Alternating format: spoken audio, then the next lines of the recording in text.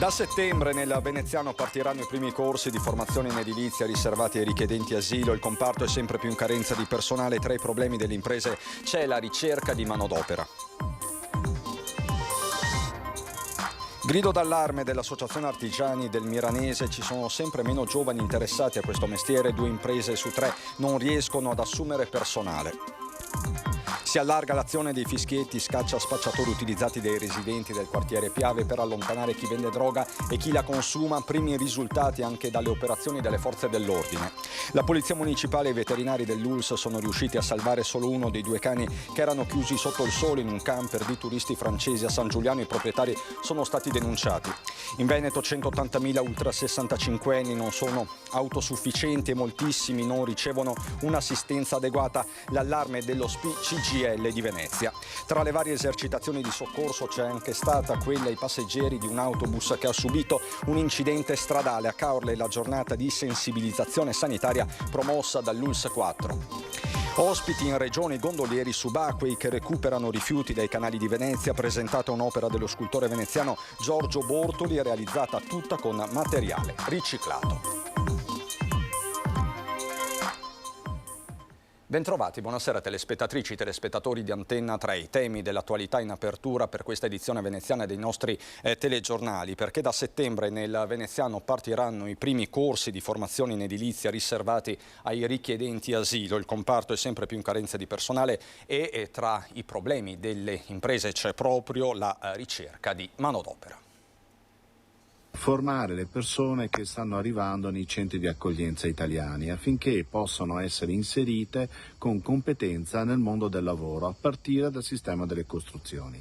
Operatore edile, cartongessista, carpentiere, cappottista, autista, saldatore. Da settembre i richiedenti asilo accolti nei centri di accoglienza straordinaria e nei progetti del sistema di accoglienza e integrazione della città metropolitana di Venezia potranno seguire corsi di formazione e di inserimento lavorativo nel settore edile. E l'obiettivo del progetto, nato da un protocollo sottoscritto a livello nazionale dal Ministero dell'Interno con l'ANCE, l'Associazione Costruttori Edili. C'è una forte richiesta di manodopera in questo momento perché è carente, lo vediamo anche dalle diverse richieste che provengono da più imprenditori. C'è una necessità che sempre di più si farà sentire, soprattutto mancanza di manodopera giovanile. Cristiano Perale e il segretario della Filca CISL di Venezia, Andrea Grazioso, sono rispettivamente presidente e vicepresidente del Centro Edili Venezia, l'ente bilaterale partecipato dalle organizzazioni sindacali e dall'Associazione dei Costruttori Edili, che oltre ad organizzare i corsi di formazione in ambito edile per i richiedenti asilo, vaglierà le singole pratiche e la selezione dei partecipanti. Già un centinaio di persone sono state segnalate dai centri di accoglienza come pronte ad essere formate, quindi con le competenze di base fondamentali, conoscenza della lingua italiana e alcune propedeuticità al sistema delle costruzioni, e verranno formate quindi già nella seconda metà di settembre con l'avvio di alcuni corsi. Adesso siamo anche in attesa, dovrebbero partire anche i lavori del collegamento ferroviario dalla stazione all'aeroporto e anche lì c'è una carenza di manodopera, però ci saranno diversi cantieri che partiranno e quindi anche l'aiuto e il contributo dei lavoratori stranieri che fino adesso hanno in gran parte contribuito a partecipare alle opere sarà necessario. E a proposito della manodopera che non c'è un allarme specifico delle aziende artigiane del Miranese.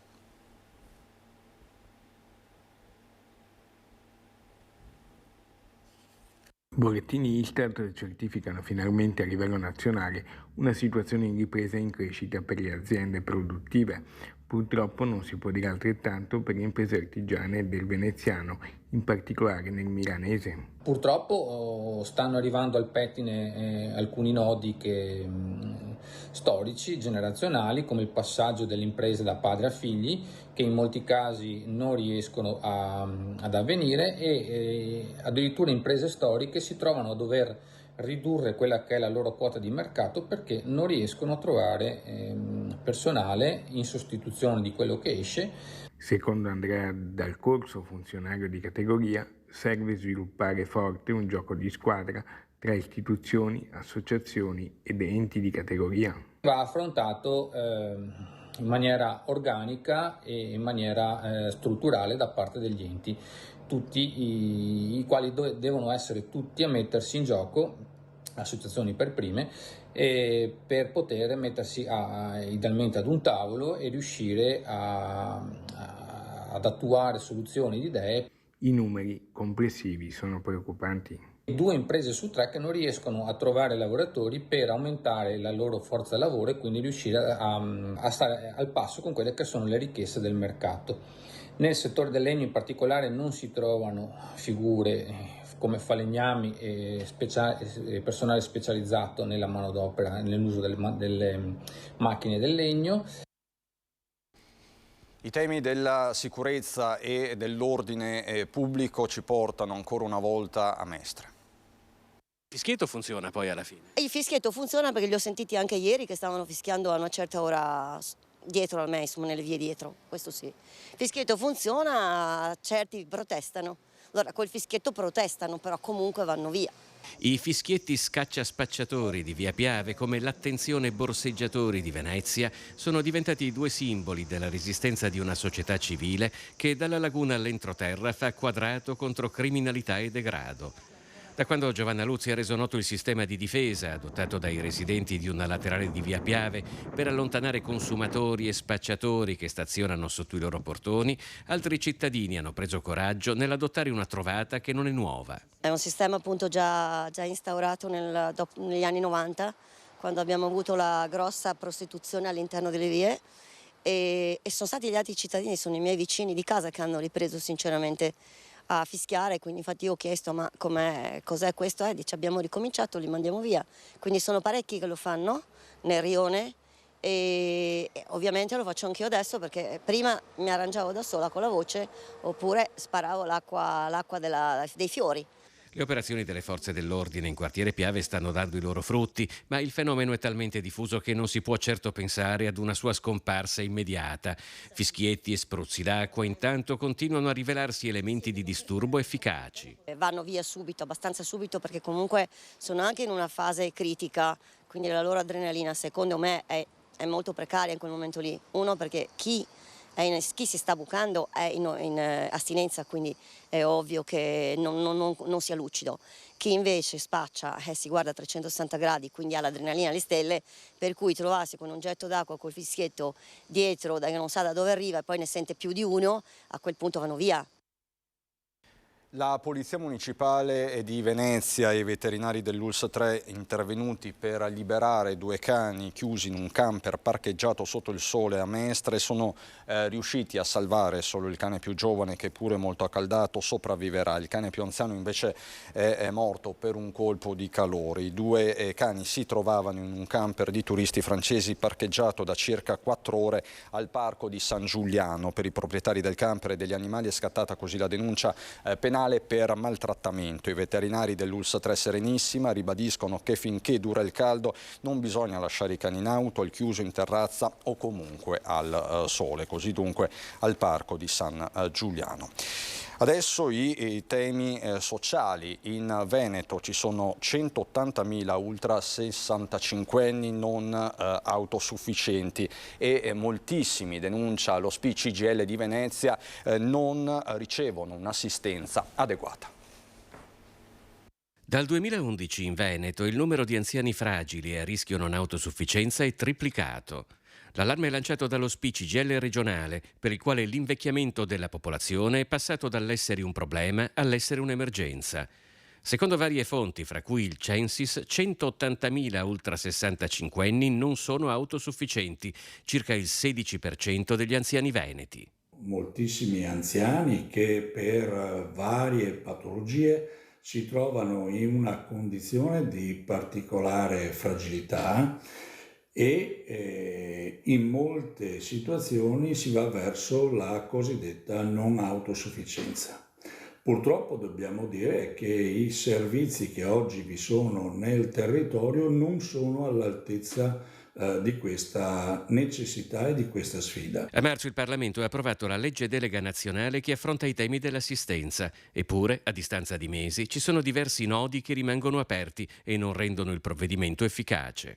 Oggi vi sono due questioni che dobbiamo registrare. La prima, che i cosiddetti decreti attuativi non sono ancora stati approvati, ma soprattutto la seconda, e cioè non ci sono i finanziamenti necessari.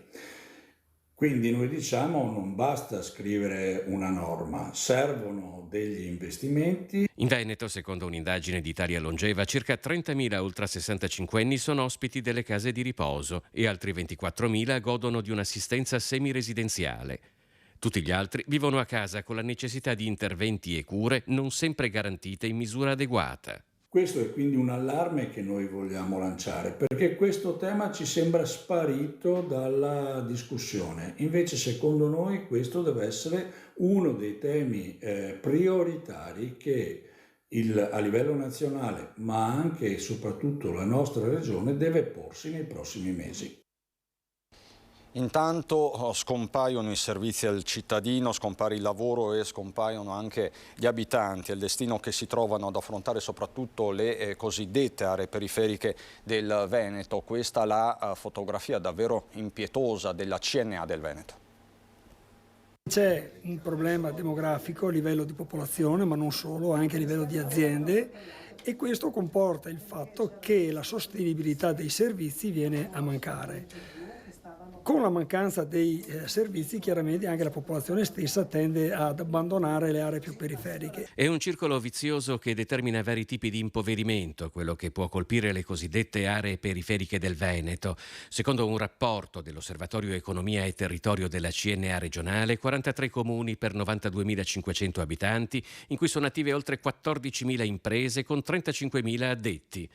Sono aree per le quali si chiede una politica specifica in grado di invertire l'attuale tendenza allo spopolamento. Le aree periferiche si contraddistinguono sostanzialmente per una distanza notevole dai poli urbani che erogano i servizi essenziali, quindi la sanità, l'istruzione e i trasporti. E si contraddistinguono per un invecchiamento della popolazione molto marcato e più veloce rispetto al resto della regione, per un calo demografico notevole e per un calo della natalità. L'abbandono di queste parti del Veneto rappresenterebbe, secondo la CNA, una pesante perdita di competenze e professionalità anche per l'artigianato. Per questo sono necessarie politiche che favoriscano la presenza dei giovani, restituendo centralità alle realtà periferiche. Noi come corpo intermedio siamo chiaramente interessati a far sì che i decisori politici propongano soluzioni e investimenti, iniziative affinché questo trend possa essere cambiato, si possa trovare anche attrattività nel vivere in queste zone periferiche. Certo è che se mancano i servizi di base, dai servizi tecnologici, ma non solo, parlo dell'istruzione, parlo della sanità, questo tipo di possibilità viene a mancare. Voltiamo pagina, parliamo di mostra del cinema con l'assessore regionale Corazzari che ribadisce la centralità dell'evento per la regione. Il Veneto si conferma una regione sempre più strategica non solo per la produzione cinematografica come un set a cielo aperto, ma anche per la formazione delle maestranze che lavorano nel mondo del cinema. Lo ha detto l'assessore veneto alla cultura e allo sport Cristiano Corazzari a Venezia a margine da un incontro, plaudendo al ruolo sempre più autorevole della Film Commission del Veneto, anche nella raccolta di fondi europei. Anche quest'anno la Regione del Veneto sarà presente alla Mostra Internazionale del Cinema di Venezia, un momento significativo ed importante per noi perché il Veneto investe fortemente nel settore delle produzioni cinematografiche attraverso la propria Film Commission, attraverso dei fondi europei dedicati proprio a chi viene a produrre e realizzare produzioni in Veneto. Il Veneto è un set ideale grazie alla varietà dei paesaggi, dei panorami offerti dal nostro territorio unico al mondo, ma anche e soprattutto grazie alle nostre città d'arte e alle tante comunità che sono diffuse su tutto il territorio che possono offrire il set ideale per realizzare produzioni. A questo aggiungiamo una professionalità sempre crescente e la volontà di formare poi tutte quelle maestranze che sono necessarie e importanti affinché nel nostro territorio vi siano tutte le condizioni ideali per venire a realizzare produzioni cinematografiche. Dalla cultura allo sport il prossimo sarà un anno molto importante. Il 2024 sarà un anno importante, abbiamo avuto un riconoscimento da Access Europe quale regione europea dello sport. Per noi è uno stimolo significativo per investire ancora di più nell'impiantistica sportiva, nelle associazioni sportive, ma ben consapevoli che lo sport è un motore di crescita culturale e educativa dei nostri giovani e anche un motore di sviluppo e di economia per ciò che promuove in termini di indotto. Il nostro territorio veneto potrà poi essere sede di tante manifestazioni ed eventi sportivi a livello internazionale e questo sarà una promozione straordinaria. Pronti per andare a Caorle, ma lo faremo subito dopo la pubblicità, fra poco.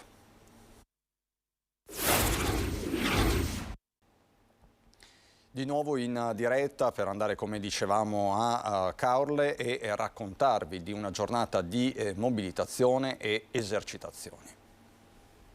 Prima un'esercitazione di assistenza a persone ferite all'interno di un pullman accidentato, poi lezioni di manovre di primo soccorso e di impiego del defibrillatore. I migliaia a Caorle hanno seguito le dimostrazioni dell'Health and Rescue Day, giornata dell'ULSS 4 Veneto Orientale dedicata a gestione emergenze, prevenzione e sensibilizzazione su tematiche sanitarie. Ci tenevamo in particolar modo a organizzare a Caorle, come abbiamo fatto anche la scorsa estate, questa esercitazione che ha una doppia funzione: da un lato consentire ai tecnici, ai nostri professionisti, alle forze dell'ordine di addestrarsi simulando casi che per fortuna non sono reali ma che potrebbero verificarsi, e poi anche lanciare un messaggio sulla vacanza sicura. In Viale della Madonna dell'Angelo si è simulato il soccorso ad un autobus con vari passeggeri che ha subito un incidente dopo che l'autista è stato colpito da un malore, con l'arrivo dei vigili del fuoco, della polizia locale e delle ambulanze del SUEM. I feriti sono stati soccorsi e trasportati nei luoghi di cura. È una bellissima testimonianza, io la definirei così, per far capire ai residenti ma anche ai turisti quali sono le forze in campo e qual è la loro dedizione e la loro professionalità, far capire qual è la qualità dell'offerta turistica, perché l'offerta turistica passa anche attraverso la sicurezza nell'emergenza. Ci sono le forze dell'ordine, c'è l'ASL, la cooperativa Castelmonte, per cui medici, operatori, infermieri, i vigili del fuoco, carabinieri, guardia di finanza. Ecco. In piazza Vescovado i più giovani sono stati protagonisti delle dimostrazioni di rianimazione cardiopolmonare. A seguire lezioni di disostruzione delle vie aeree nei bambini. Assistere a queste manifestazioni è sempre molto emozionante perché ci si rende conto di quante professionalità intervengono in questi casi così drammatici nel reale ovviamente, e quanto sia necessaria la coordinazione e la collaborazione di tutte le forze che intervengono, che sono appositamente addestrate per garantire la massima qualità e il massimo impegno alle persone che rischiano la vita. Da Caorle a Venezia per parlare di gondolieri subacquei ospiti in regione. Da tempo svolgono una meritoria opera di volontariato per la città di Venezia. Sono i gondolieri presieduti da Andrea Barbi, con un piccolo nucleo subacqueo coordinato da Stefano Vio, che si è specializzato nel recupero di un'enorme massa di rifiuti abbandonati da mani ignoti sui fondali della laguna. Per iniziativa del consigliere regionale Marco Dolfin, alla presenza del presidente del Consiglio regionale Roberto Ciambetti e dell'assessore veneto alla cultura e allo sport Cristiano Corazzari, è stata illustrata a Palazzo Ferrofini l'intera attività dei gondolieri subacquei nel 2023.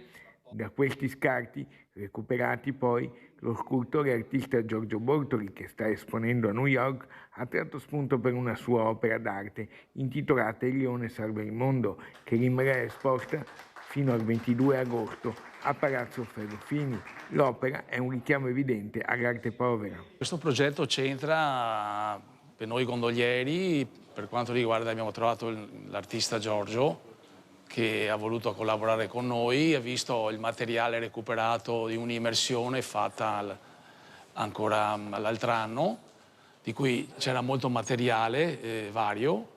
Ora i gondolieri torneranno ad immergersi con entusiasmo a novembre in laguna per andare ancora a caccia di altri rifiuti. Il plauso della città di Venezia con il suo vice sindaco Andrea Tomaello. Vuole portare nel mondo e fare conoscere quello che viene fatto da questi uomini, da queste persone che si impegnano e amano la città di Venezia. Un grazie a loro, un grazie a Giorgio per veramente questa dedizione. L'opera è interamente costituita da pezzi, da reperti recuperati nei canali di Venezia. rapidamente da una vecchia inferriata fuoriesce da una vecchia elica un leone interamente fatto con copertoni sempre recuperati, e ce ne sono tanti di copertoni purtroppo nei canali lagunari. Non ho altri aggiornamenti da darvi, è tutto anche per questa edizione da Venezia e provincia. Vi lascio al meteo, buona serata.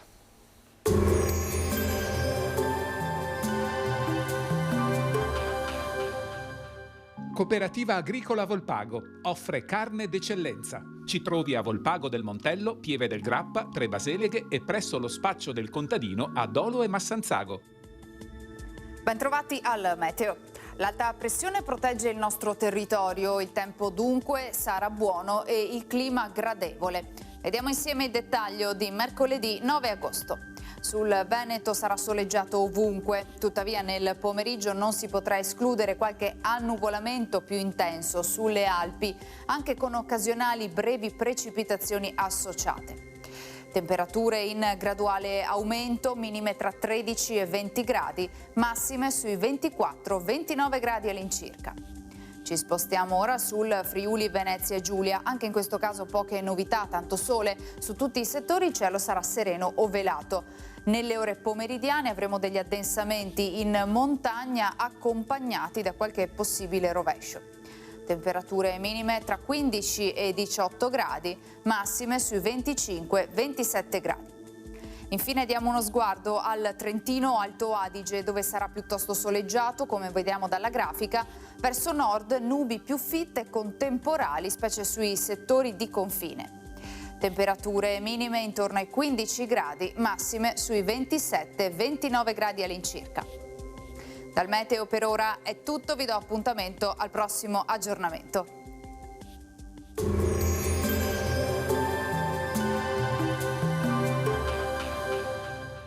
Cooperativa Agricola Volpago offre carne d'eccellenza. Ci trovi a Volpago del Montello, Pieve del Grappa, Tre Baseleghe e presso lo spaccio del contadino a Dolo e Massanzago.